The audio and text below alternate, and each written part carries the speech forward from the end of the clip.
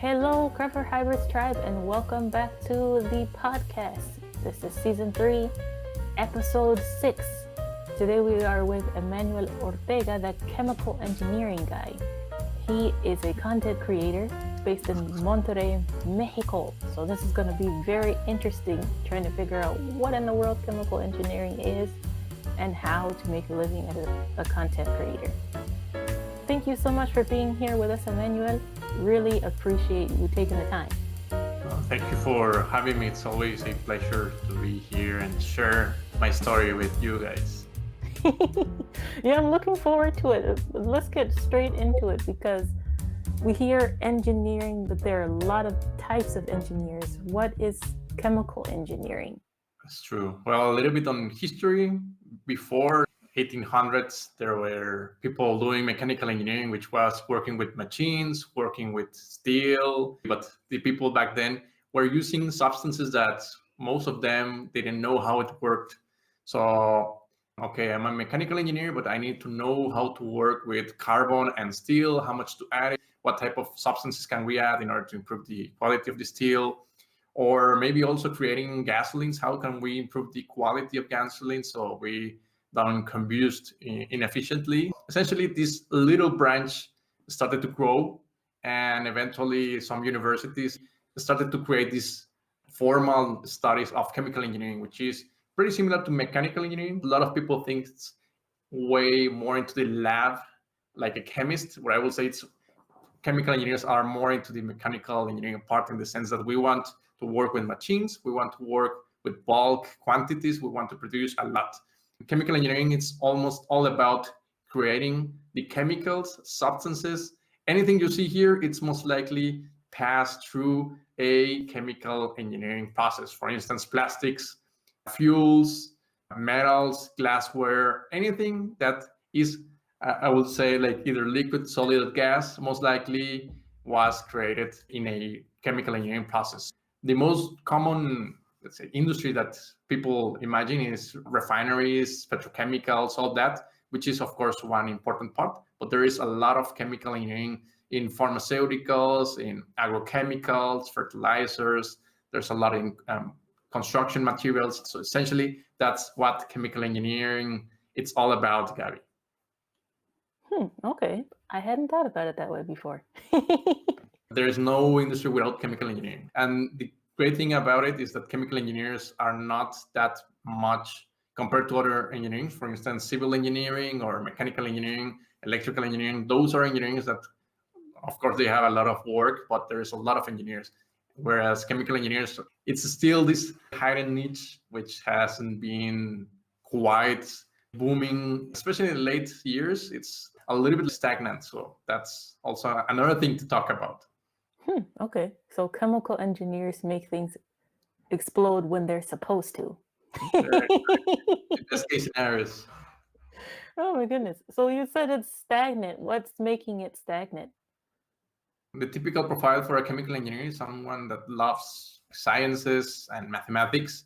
And a lot of people is going into the computer science or programming part, or they go to chemistry. Nowadays, with computer science and all these tech revolutions going on, it's also people not even thinking on chemistry. They want to go directly to computers.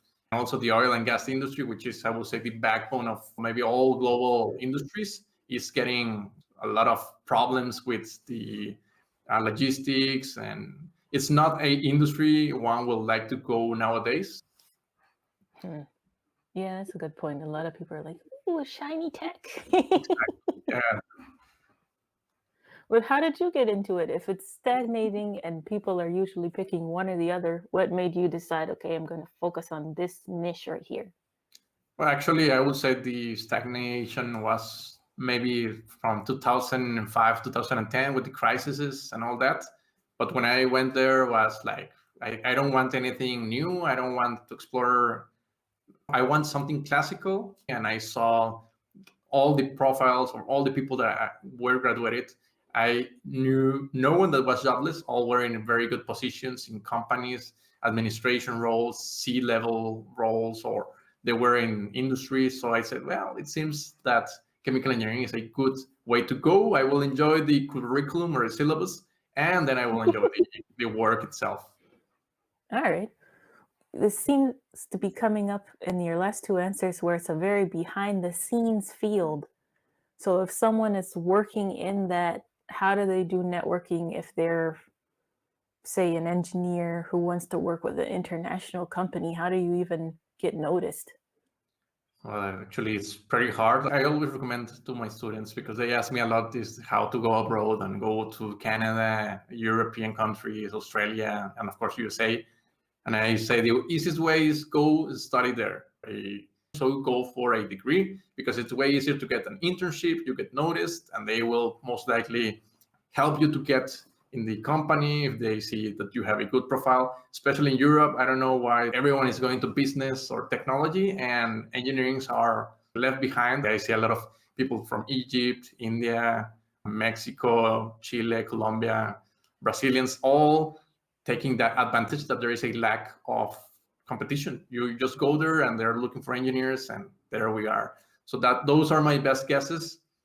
Still, you can always apply. I have friends that have applied via LinkedIn, or that they go physically. Before the pandemic, they sent their CVs and hope that in the 3-month gap that they have their visa working, they get interviews and land a job. But I will recommend the previous one. Just study there, way easier.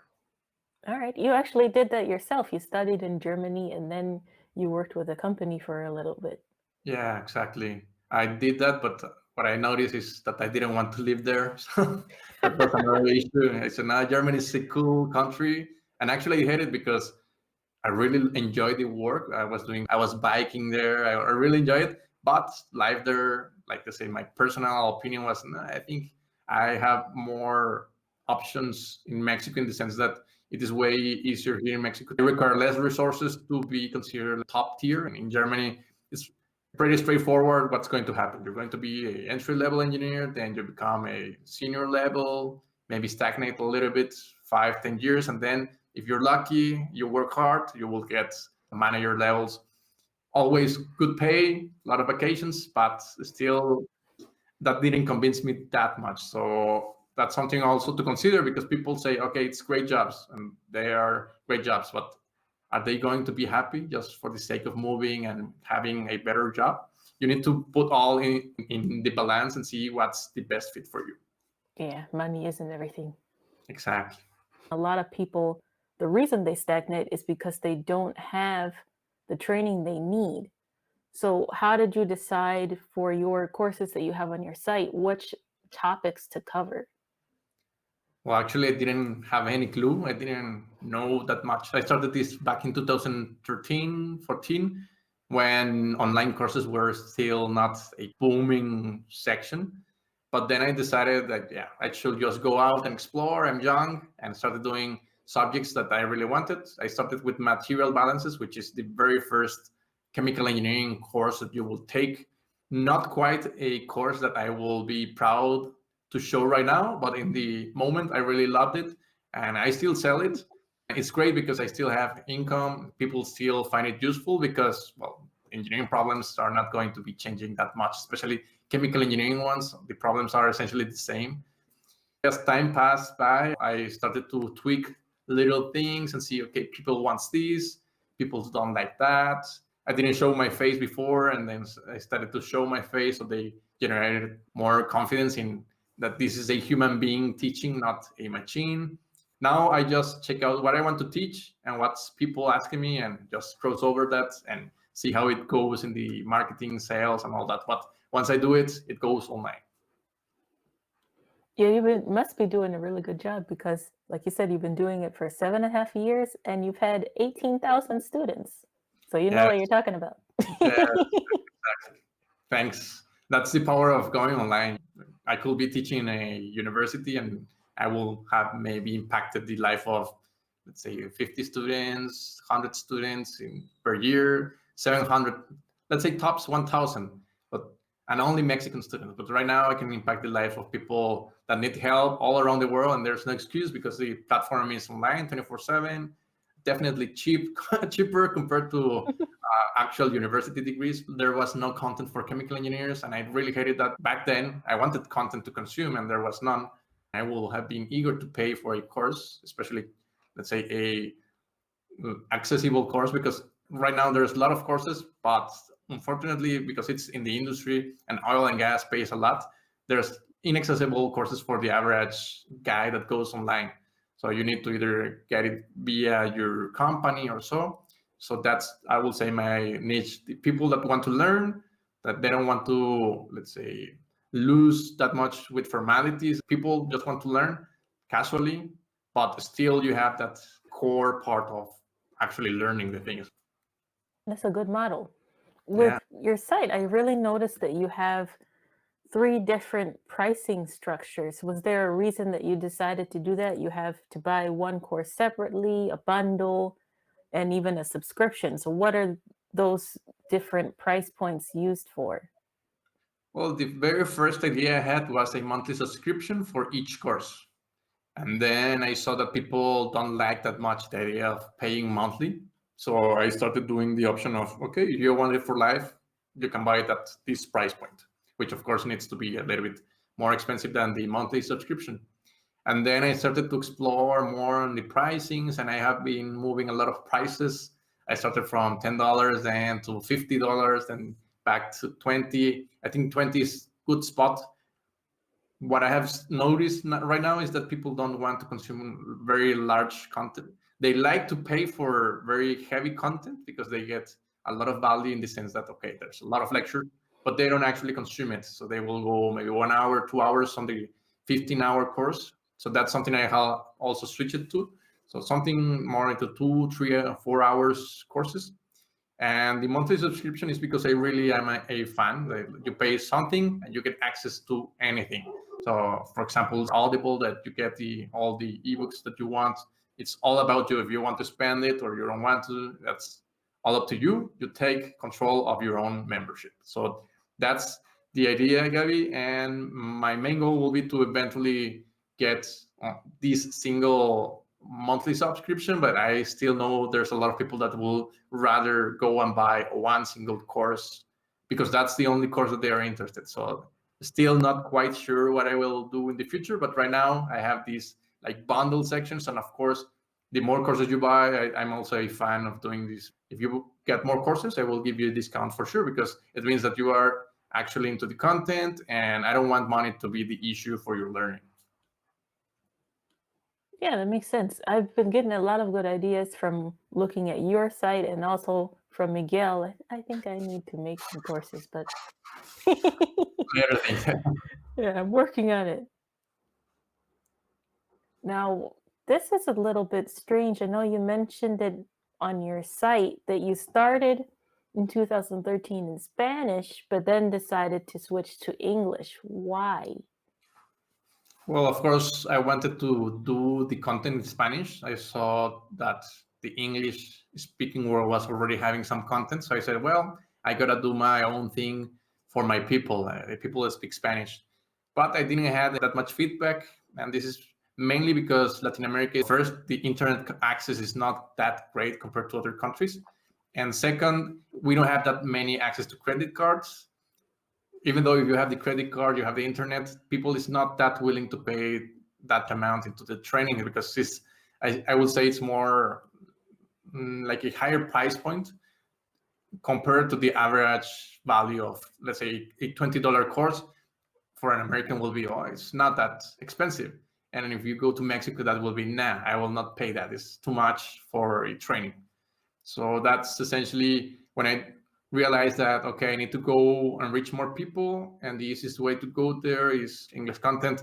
And personally, I also love the idea of going full. And the competition is now the world. Instead of I'm the top Latin American chemical engineer content creator, right now I can say I am on the top 10 or top 20 chemical engineer content creators in the world. Nice. You'd be like, first LATAM and then the world. Very nice. All right. Yeah, I had technically the same thing. I tried at first to do content for people who speak my husband's language from East Africa, but it didn't really go anywhere. So I had to widen the field a little bit. It's very hard, unfortunately. Even though we have the internet, still, let's say for those countries that are not quite there. We need to wait. Yeah, that's true. When they're ready, then the content will be ready for them. I'm pretty sure maybe in 10 years, like Spanish, a guy that goes directly into chemical engineering in Spanish will be like sweet on spot. But right now, or 5-7 years ago, was not. Yeah, good point. Let's take a moment to hear from our sponsor. If you're watching us, we're streaming to 4 places at once. Now you might be wondering, how in the world is she doing that?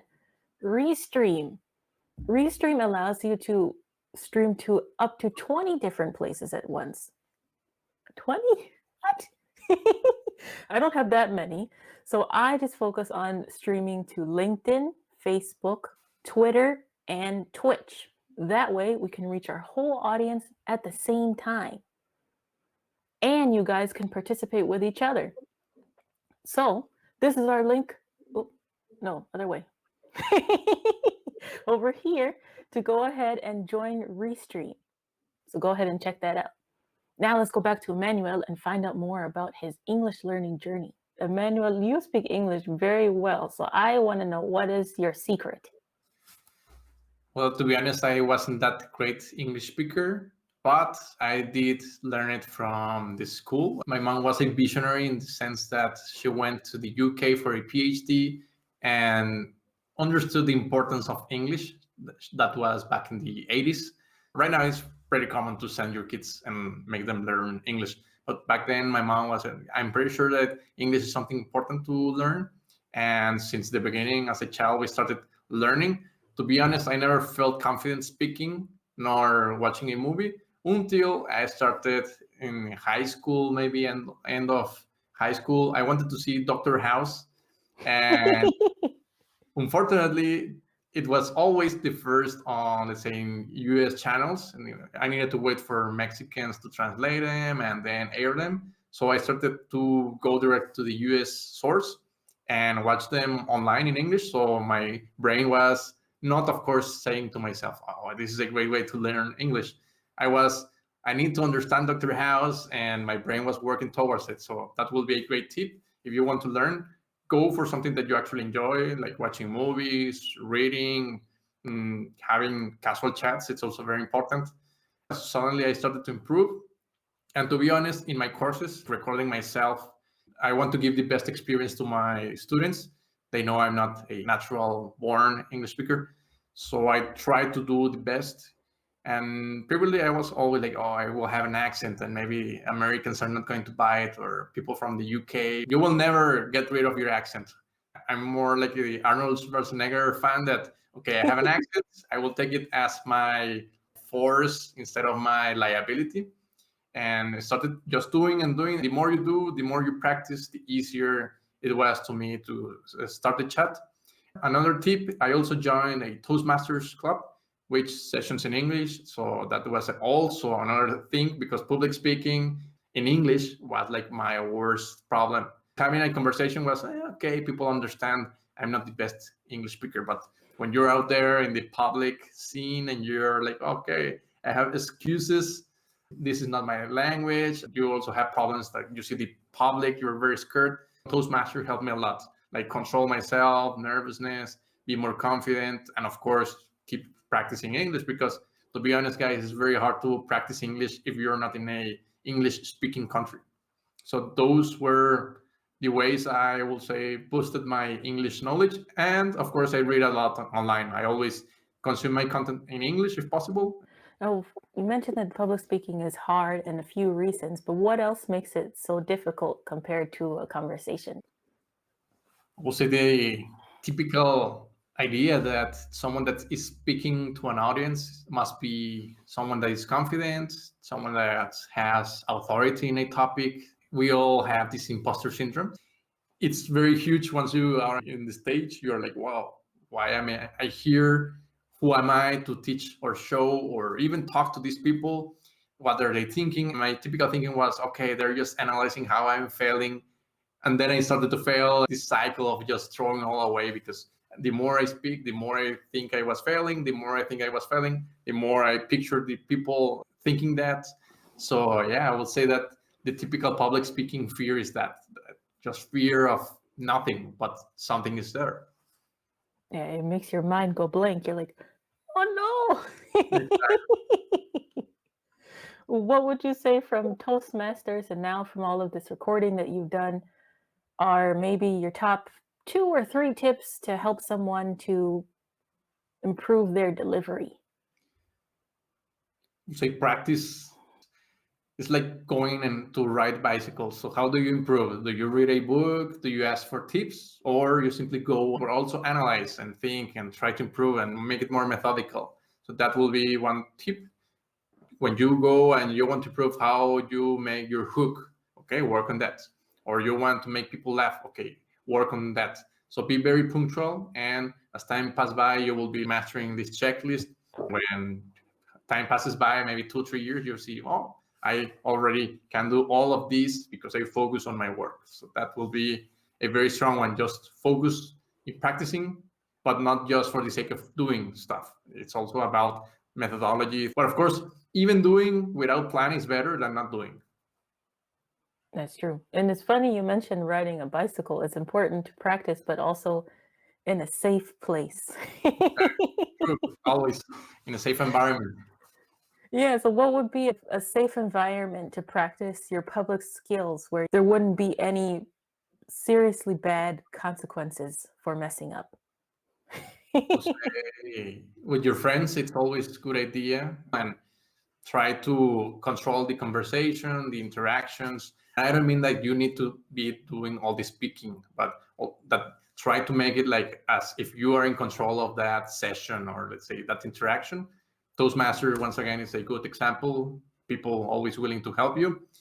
Always, if you can do it, let's say if someone invites you to do a public speaking thing, or if you can do a conversation or a conference, always go for it, just for the sake of improving yourself. And of course, that later on you will see that you will get a lot of people to know you. You will be improving your speak.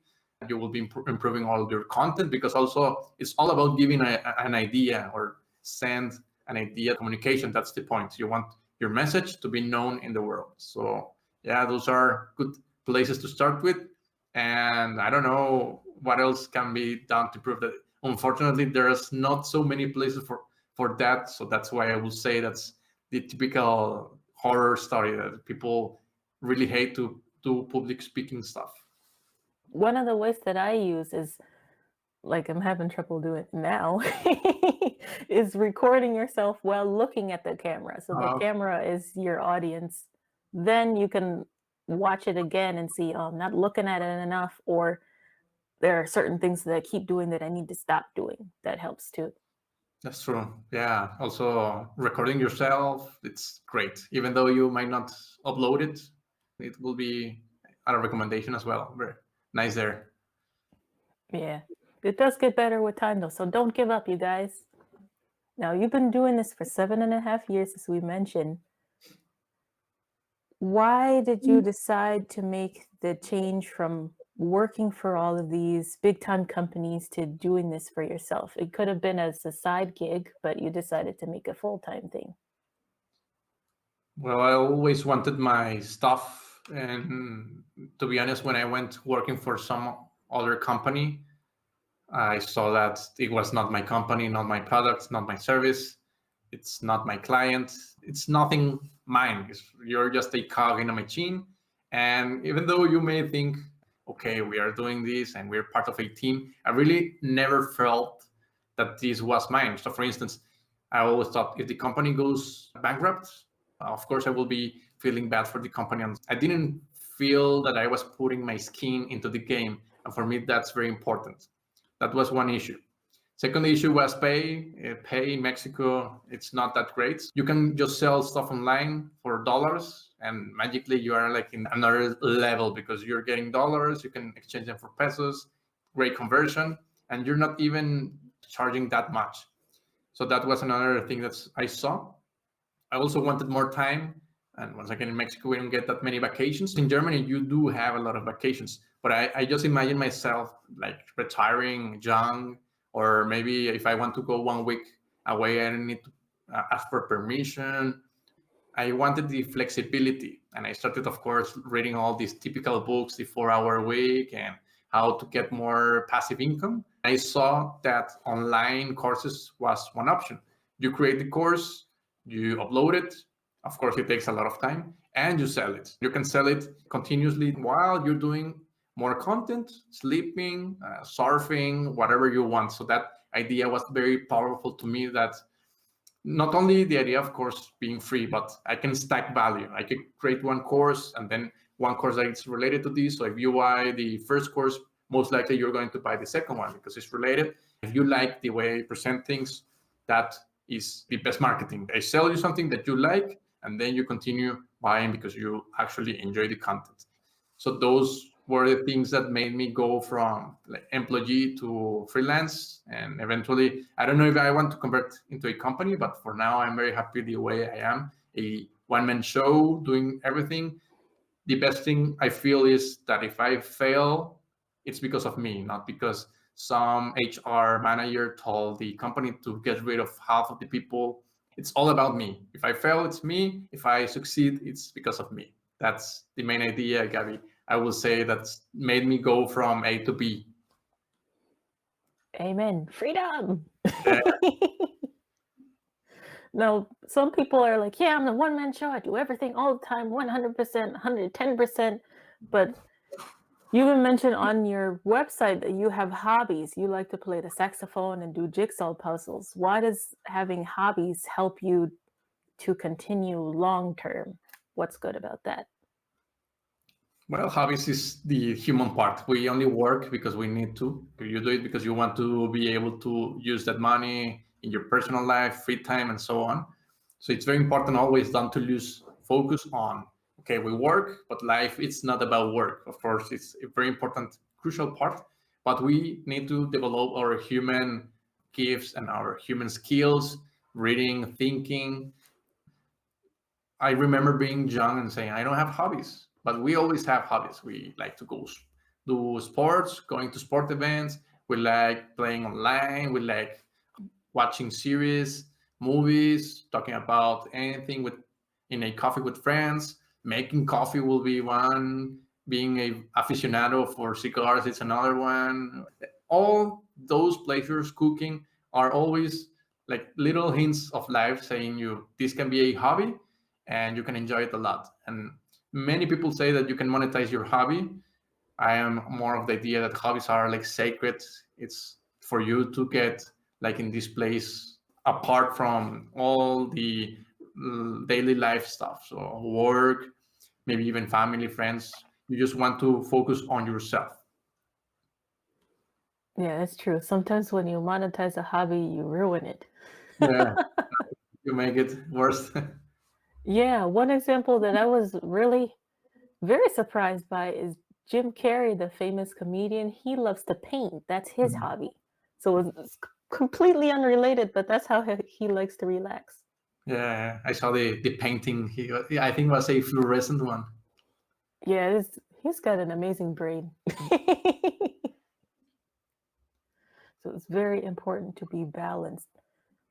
With that being said, now that you're in a position where you're constantly working on things, constantly improving, how do you balance learning about new things, but also not giving into what people call the shiny new thing syndrome, where you're always chasing the next thing? How do you balance, okay, I'm good right here, but I still need to learn this point? It's very hard. I wouldn't consider myself the best person to do that, but it's something I always like try to stick into. Okay, this has a long-term goal. Don't focus on the easy part, which is, okay, I already have courses online. I don't need to learn more on website, on marketing, on online email campaigns, Facebook campaigns. No, it's always remember what was the original goal. Well, as I told you, was retiring, being free, all these things. So how can you achieve that? How do you work towards that? Okay, I gotta do some email campaigns. I gotta do more courses, better courses, more blog posts, more podcast episodes, videos that are valuable for the audience, so I get more traffic. So always my idea is, okay, go and focus in the long shot, not only in what you see here, because the comfort zone is pretty easy to achieve, especially when you get more money and you're like, oh, okay, cool. This is a sweet spot. Not meaning in the sense that just do it for the sake of amassing fortunes. Is remember the original goal was to be retired, be happy, free, own your time. Don't get blinded by the little things. Go and see your vision. Yeah, that's true. Good point. So, using English, you have the podcast in English, the website is in English, the courses are in English. And you mentioned already why you decided to do that. What are some of the benefits that you've seen besides, of course, having a bigger audience? That's a tricky one. First, personally, it improves my English, which is great because when I need to speak in English, that will be great. But I wouldn't say I will do it just for the sake of that. But that will be a small one. The going online thing, going all in the world, that's one very huge one. Because if I were doing this in Spanish and having the same success, I will feel like, okay, I need to make this big jump into the major leagues, right? Like, let's go and compete versus chemical engineers in the USA that are doing a lot of content, or in Europe. So that's like the step I am doing. Like, I do this in English because I know this is the way to go. This is like the universal language right now. So that's, I don't know if I answer your question, Gaby, but that will be, let's say, my thought on that. Yeah, that makes sense. 1 in 4 people speak English, even though they're not a native speaker. So you have a huge audience. Always important to remark that also it's not only about English. For example, if you will tell me Spanish is more speaking than English, as stated before, they don't have good financial institution or structure. They don't have that many connection to the internet, and they are not that willing to pay because the consumption patterns are not that Latin Americans are willing to spend one course in every month or so. I will say that especially Americans love to consume. They purchase something and then next month they want more. Yeah, it's true. It's not necessarily a bad thing, but being aware of that cultural aspect where some cultures are more focused on buying tangible things like a phone or a TV, a car. Other people are more focused on intangible purchases. So it's just knowing that people have that mindset is very important. Now, with your work there in Mexico, of course, you're online, so the pandemic hasn't affected you being online, but how has it affected you personally? It did affected me personally in the sense that I went to my old university and I worked there. Happy students, willing to improve themselves. It was like a sacred place for me. And then the pandemic hit. Then I went here to my house, and it's not the same to physically disconnect from one place to another, at least for me. It did reduce my productivity, even though I work maybe more time if you were to count it. I'm not producing that much. But other than that, actually, I would say, well, of course, like social stuff, not traveling, it's also one that hurts. Overall, it's okay. I know people is passing through worst, so I cannot complain, to be honest, Gaby. Yeah, that's true. I've been hearing a lot of people talking about lower productivity. How have you noticed that personally? What's going on? Well, I have my metrics as an engineer. I have my Of course. numerical stuff, and I see, okay, I'm doing less. Whenever I start the year, I try to set up goals, and I try, okay, certain amount of courses. I want to start this series of videos. I want to start making informational content, certain amount of blog posts. This amount of ebooks will be new, and this campaign. I see that each month I say, okay, I didn't achieve this. I didn't achieve this. I compare myself before and right now, and I do see a less productivity overall, which is sad, of course, because I want to create more content, but well, it is what it is, right? That's okay. I'm sure you will adjust. You got this. But it's taking too long. Don't worry. It will come. You got it. Sure. I'm sure I will. Now, this is more of a personal question because, like I mentioned before, I want to make a course so bad. I'm okay with public speaking. I'm okay with dancing around in my head, but this actually creating a course and letting it be out in the world, on my own is scaring me to death. Okay. So maybe you could give me some pointers on that. What is a good starting point? What should you make as your first course? I will go for a free course. I will go for a short course, maybe 1 hour, tops 2 hours. I will go for something that you already know people have asked you. So you can do a little boot camp like that. I will show my face. Don't go just screencast or so. Try to show your face. We already talked about the more you do, the easier. So your first course will be maybe not the best, and it should not be the best. Then you improve. You see how people interacted with it. Maybe you see that people is dropping in the third video. Why is it? Okay, is it because they start to see a lot of theory? Okay, scratch a little bit of theory, add more practice. So you will tweak things. The worst thing I see is, as you stated, people imagine that, oh no, this course is going to be defining my life forever. Of course, the most important one, do it. So it's better if you want to do it via a boring session. Okay, it's better to do that than not doing that, because then you will have it out there and you will see, oh, there's a lot of traffic to the course, or people is asking me more. So you will see that little thing. And the most important part is that's already done. You will forget about it and you will focus in the next task. So focusing on something that's going to be past thing, it doesn't make that much sense. So Gaby, just do it. Make no worries. Fix on the way. Okay. You can do it. Yeah, maybe you can hold me accountable and be like, is it finished yet? Yeah. Yes. What's your plan? Do you have even thought it? What would you like to do? Yeah, well, thank you for asking. I actually was talking about it with Carol, I think it was 2 episodes ago. Yes. And so we were talking about what is the best way to go up a language level. So I told her about this method that I use called 625-25-5, where you have 625 words, the top 25 verbs, and the top 5 tenses. Especially once you get past the intermediate point, it's hard to find something to study. So that's the plan. That sounds great. Especially if it works, people is going to say, okay, it works. Now, what else do you have for me? I already achieved this level. What's next? And that's the power of a introductory course. So they like it, they see value, they got it. So what's next? Yeah, it's true. So I just got to start building it and just let it out. The best thing is you can always improve it if you want. If you don't like a video, you can just change it. If it's too old, if the audio was not great, if the video, I don't know. For instance, I used to record in 720p and now it's 1080p. So, well, I'm sad in the sense that unfortunately I didn't have a camera of that size. Should I update it? Yes, I should. And I will eventually, but for now, I'm happy that the course is still, people is happy. It's not that great of a deal. Imagine if I would say, no, I should wait for 1080p. I will never do, because then comes 2K, 4K. You will never finish. You will always have excuses not to do it.